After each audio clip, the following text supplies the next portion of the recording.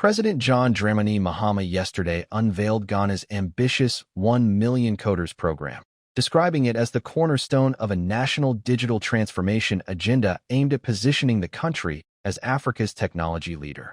The launch, held at the Ghana-India Kofi Annan Center of Excellence in ICT. You'll recall the ministry has already done 2 such briefings quarterly.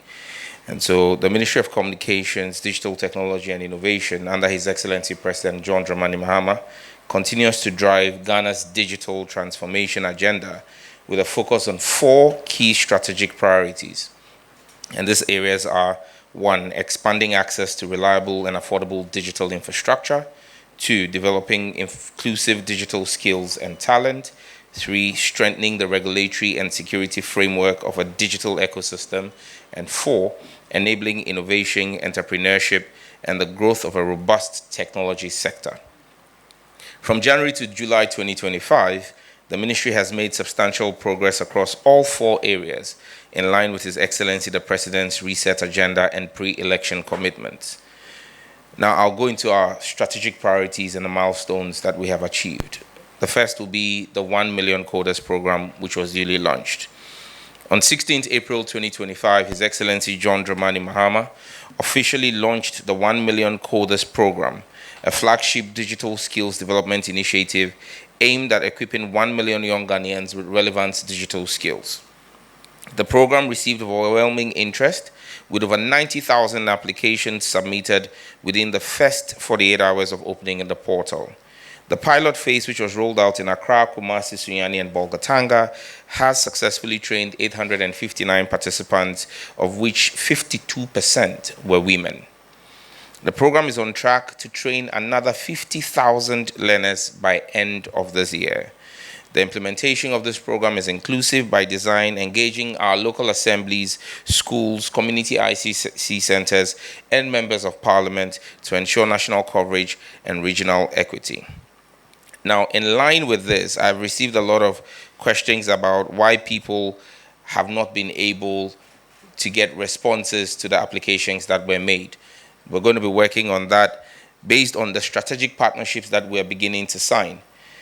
In the period under review, we have signed strategic partnerships with Huawei and Google. We entered into a formal partnership arrangement with these technology giants to drive deeper integration between policy, research, and practical innovations. These partnerships will see both Google and Huawei train 100,000 beneficiaries each under the 1 million coders program. This represents a deliberate move to prepare students for the evolving demands of the digital technology economy under President John Mahama. And my gratitude goes to both technology giants, Huawei and Google, for their belief in the John Dramani Mahama vision.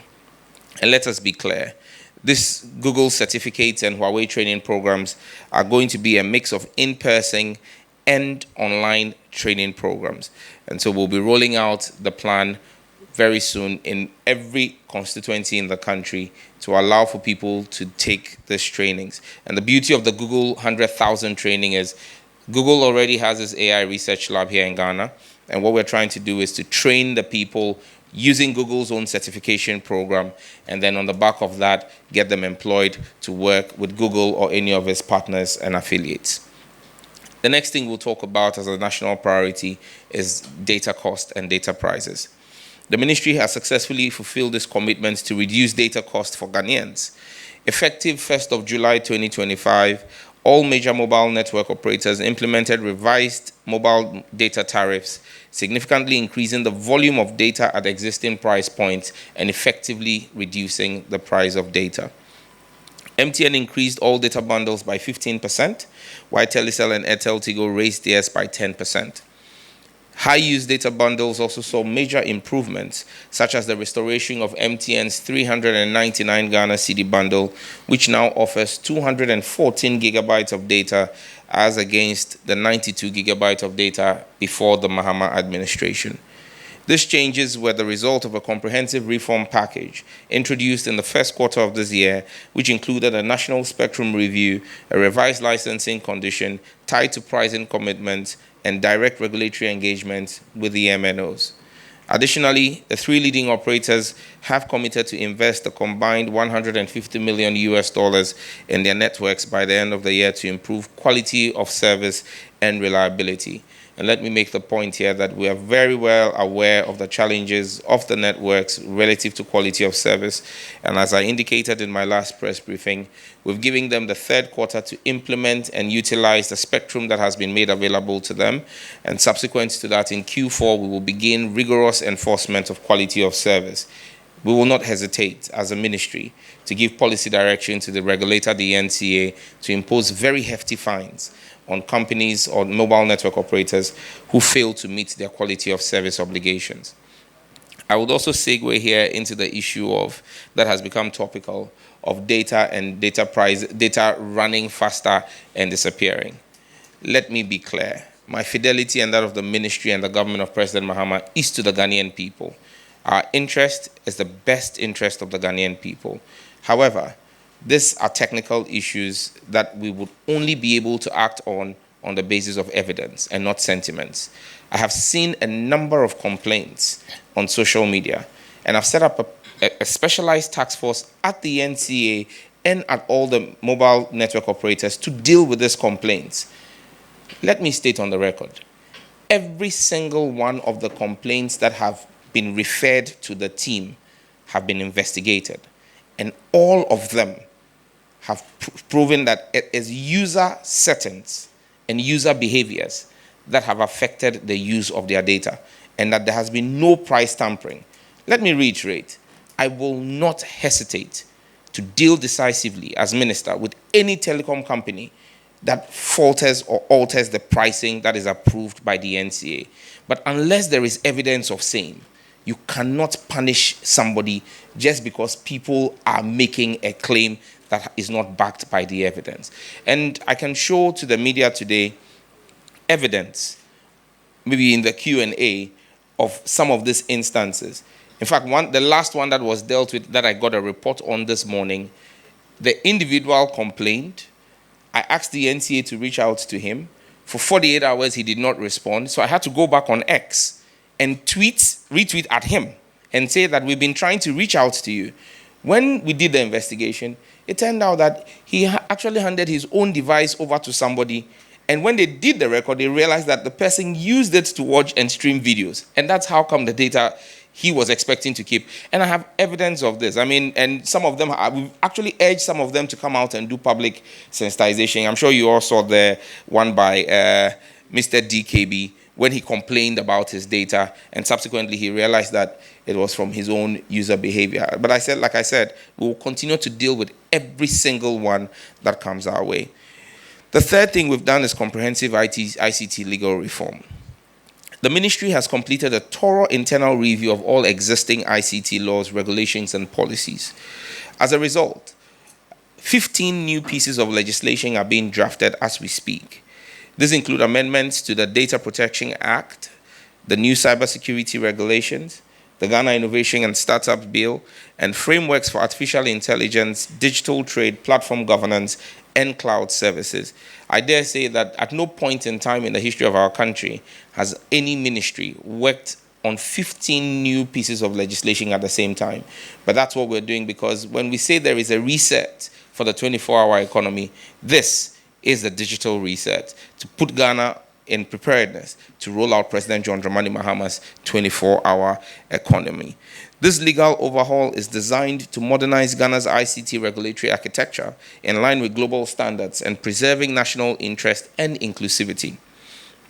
The Ghana Startup Bill has undergone both national and regional stakeholder consultations and is now in the final legal drafting phase. This law will provide clarity legally for startups, tax exemptions, incentives, and a streamlined compliance framework for innovation-led firms. In line with the ministry's vision of establishing an enabling legislative framework to foster a competitive, investor-ready digital economy, Ghana has been chosen to host the 2025 Global Entrepreneurship Festival, slated for November this year, which will bring in over 100,000 innovators and venture capitalists into the country for a 3-day event holding here in Accra to invest in local startups. 4. Ghana's National AI Strategy and Digital Transformation Blueprint. The Ministry of Communications has led the drafting of Ghana's National Artificial Intelligence Strategy. This draft strategy, which has been co-created through high-level consultations with stakeholders, including the British High Commission, UNESCO, the Kwame Nkrumah University of Science and Technology's Responsible AI Lab, and GIZ, and the UNDP, has led to a strategy document which has completed legal reviews and is scheduled for cabinet presentation this quarter. Parallel to this, we have continued in May to launch the National Digital Transformation and Emerging Technology Strategy. This document sets out a roadmap for ethical and sovereign integration of emerging technologies, particularly artificial intelligence, across sectors such as agriculture, healthcare, logistics, financial inclusion, and education. This strategy reinforces Ghana's commitment to inclusive, right-based digital development. At the ministry, we have taken action aimed at reform, integrity, and oversight. Because like I stated in my first accountability report, we believe that the Operation Recover All Loot initiative of His Excellency the President is multi-sectoral. And so at our ministry, we have decided to embark on that. First, and reporting on under that will be the Kelny GVG contract. Following concerns about the cost effectiveness of the Kelny GVG revenue monitoring contract, the ministry referred the matter to the Attorney General's Department for review. We have noted that the value of money paid to Kelny GVG has increasingly increased as a percentage of revenue, rising from 28% to 84% in October 2024. I have directed a renegotiation of the terms of the Kelny GVG contract for the remainder of the contract pending the Attorney General's advice, and we have also made the decision not to extend the contract beyond its current terminal date. Smart Infraco and compliance enforcement. You remember and recall that in my first brief to the country, I indicated that we had realized that a private company, Smart Infraco, had 100% access to the National Data Center, and the National IT Agency did not have any access. I immediately directed that should be rectified, and as we speak, NITA has 95% access and root access to the National Data Center and all of our infrastructure. Smart Infraco has also failed to honor multiple financial obligations under the agreements that they have with the ministry, including an upfront payment of $2 million and annual payments of $1 million. I have directed enforcement and compliance of those terms immediately. Efforts are underway now to compel full payment of arrears, else we would take advice from the legal counsel to terminate that contract in order to protect the public interest. NGIC and 5G. The NGIC, Next Generation Infrastructure Company, the exclusive shared neutral 4G, 5G infrastructure provider, is progressing steadily towards its target of activating 350 5G-ready cell sites by the last quarter of 2025, with at least 50 live sites for 5G expected in Accra and Kumasi. As of today, NGIC has deployed 16 5G-ready sites and received full NCA approval for its core network infrastructure. I've also indicated in my last briefing that failure by NGIC to roll out full commercial activities by end of Q4 this year will lead to me terminating the terms of that contract, taking away the exclusivity clause in there, and opening it up for fresh negotiations. 4. Ghana.gov. The Ghana.gov platform has run under the previous administration of President Akufo-Addo without a contract. Millions of Ghana cedis, in fact, hundreds, tens of millions of Ghana cedis were paid every month to companies without a contract. We have put an end and a stop to that. Since President Mahama came into office, not a pesewa has been paid on that because we cannot keep paying for a project that has no contract. The ministry has redesigned the project. We're going to launch it in Q4 of this year, working closely with the Ministry of Finance. We're currently at the Public Procurement Authority seeking clearance to proceed with a public tender to ensure that the best value for money is achieved for the Ghanaian people. The redesigned site will feature faster access, full Ghana card integration, an intuitive, streamlined interface tailored for both individuals and businesses, and will harmonize all of government's payment gateways and platforms into one portal. 5. Operation Recover All Loot Oral, specific to broadcasting frequency audit. As part of the government's oral initiative, the ministry directed the NCA to conduct a comprehensive audit of broadcasting frequencies. The first phase of the audit revealed multiple regulatory infractions with a total estimated tax penalty of 9.5 million Ghana cedis. Several stations have already been shut down for non-compliance. The ministry remains committed to reclaiming state assets and ensuring that frequencies are allocated transparently and in accordance with law.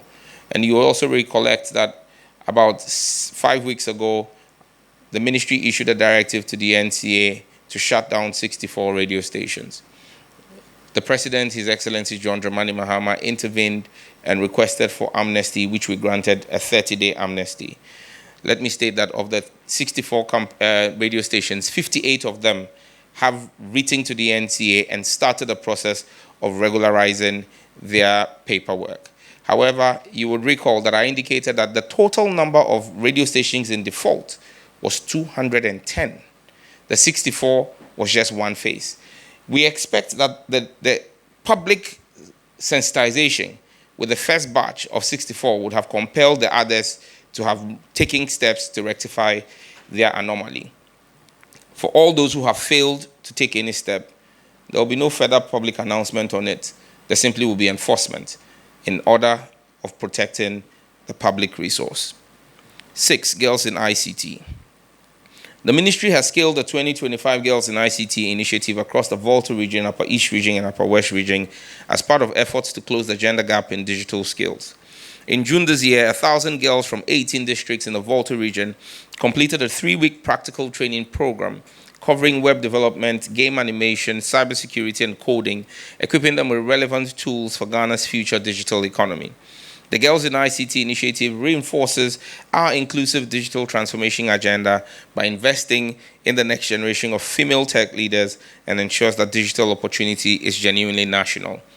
And let me once again remind you that this initiative was an initiative that started under President John Evansata Mills and Vice President John Dramani Mahama in 2012.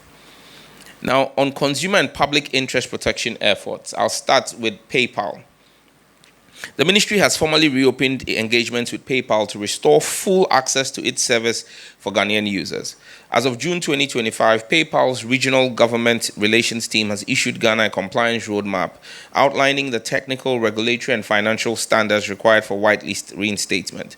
The ministry is working closely with the Bank of Ghana and other key stakeholders to fulfill these conditions and to ensure PayPal also meets the necessary requirements to operate in Ghana. This effort is a strategic priority to expand access to global digital payment platforms for freelancers, SMEs, startups, and the creative sector. Securing PayPal access will remove a long-standing barrier to participation in the global digital economy and expand financial inclusion and cross-border trade opportunities for millions of Ghanaians.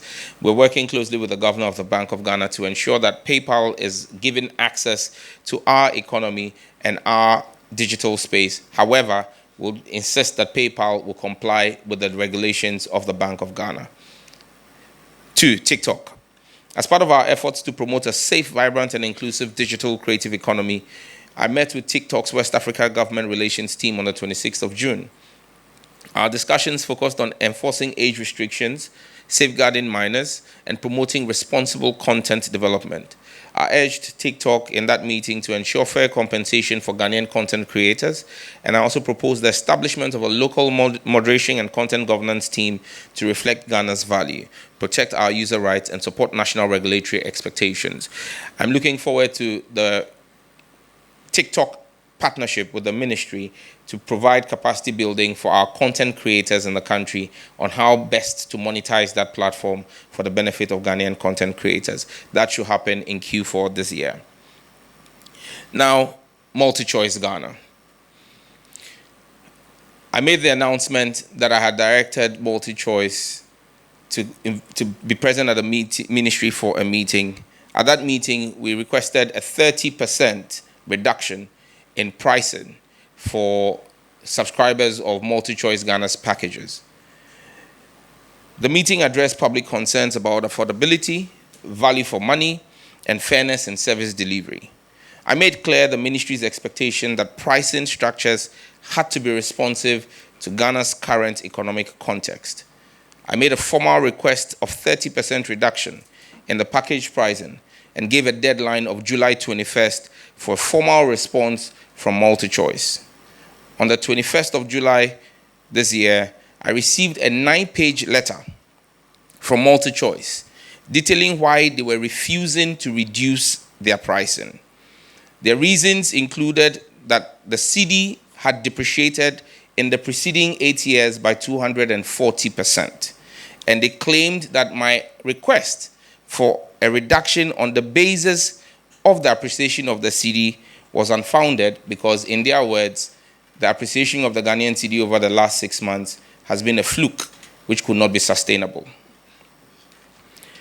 As minister, my fidelity is to the Ghanaian people. I have had to act in the interest of the Ghanaian people.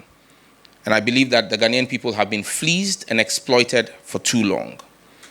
I wrote back to the NCA on Monday and directed the NCA in that letter to suspend the broadcasting license of DSTV effective 7th of August 2025 if they fail to effect a reduction in their bundle prices.